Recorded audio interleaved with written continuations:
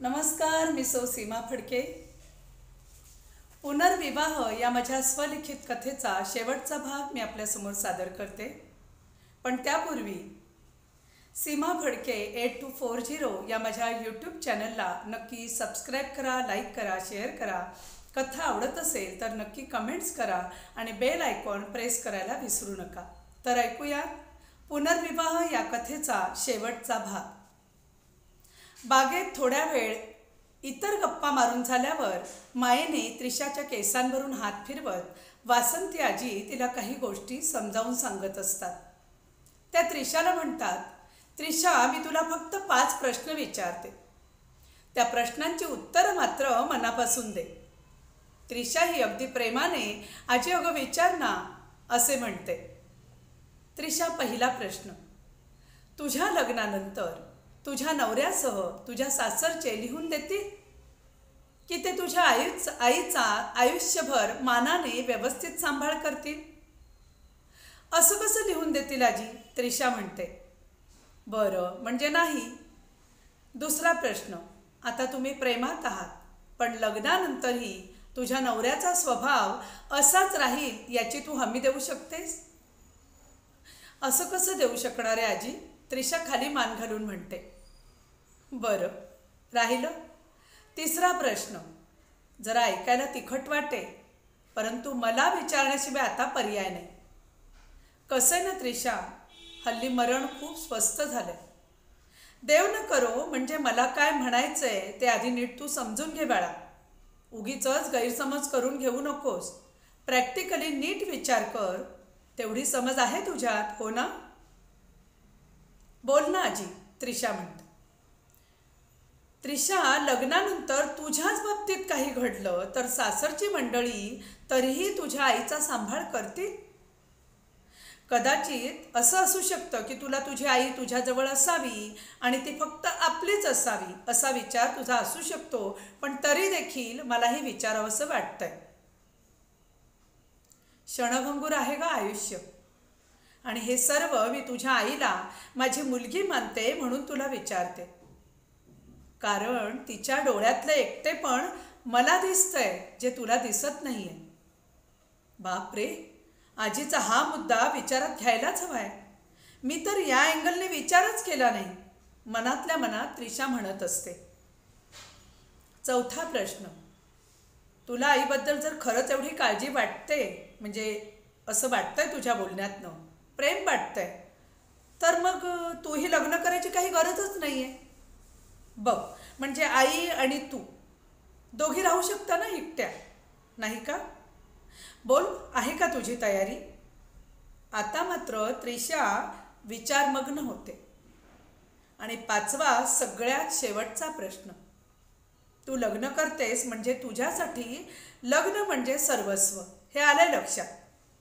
कुठला कोण मुलगा तुझ्या अचानक आयुष्यात काय येतो आणि त्याच्यासाठी, त्याच्या घरच्यांसाठी त्यांचं ऐकून तू तुझ्या आईला लग्न करू नको असं म्हणतेस, म्हणजे तिला सोडून सासरी जायला मात्र तू तयार आहेस. अगदी आपल्याला ज्या आईने लहानाचं मोठं केलं तिला, तिने स्वतःचा कधीही विचार न करता काबाड कष्ट करून आपल्या सगळ्या गरजा भागवल्या, तिला एकटं सोडून तू जाणार?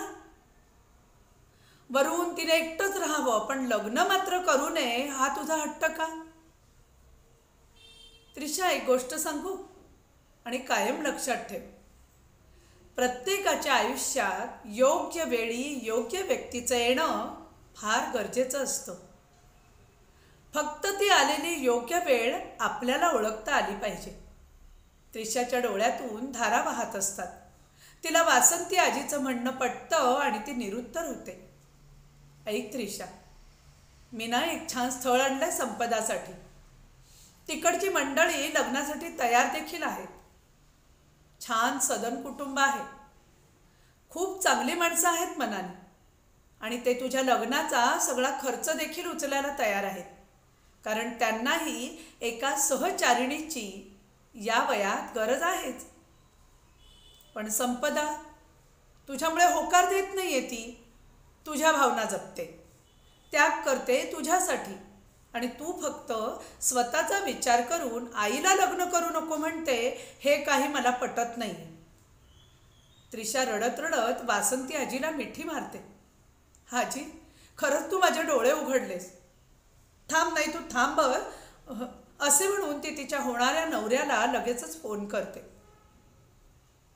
ऐक ना, मला जरा बोलायचं आहे तुझ्याशी. हां, बोलू ना.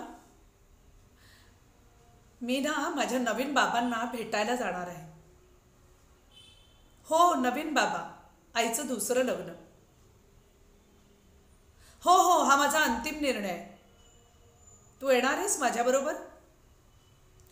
पलीकडून तिला कधी आणि कुठे असं विचारल्यावर लवकरच ती सांगते. थोडा वेळ शांतता पसरते. मी आहे तुझ्यासोबत. घरच्यांचं आपण नंतर बघून घेऊ. पलीकडून असं उत्तर ऐकून तिला उत्साह येतो आणि ती खूप आनंदी होते. दीर्घ श्वास घेऊन फक्त थँक्यू असे म्हणून फोन ठेवते. आजी, मला माझ्या बाबांना म्हणजे नवीन बाबांना लवकर भेटायची इच्छा आहे. कधी बोलावतेस तू त्यांना? आणि खरं सांगू, आता ना आजी, माझी स्वतःचीच इच्छा आहे. व्हायलाच हवा माझ्या आईचा पुनर्विवाह. रसिक हो, प्रेक्षक हो, तुम्हाला ही कथा कशी वाटली? जर तुम्हाला ही कथा आवडली असेल तर नक्की शेअर करायला विसरू नका आणि प्रतिक्रिया नक्की द्या. भेटूयात पुन्हा. जसं काहीतरी नवीन वेगळं मी घेऊन येणार आहे. कथा असेल किंवा अजून काही वेगळं असेल. आत्ता रजा घेते.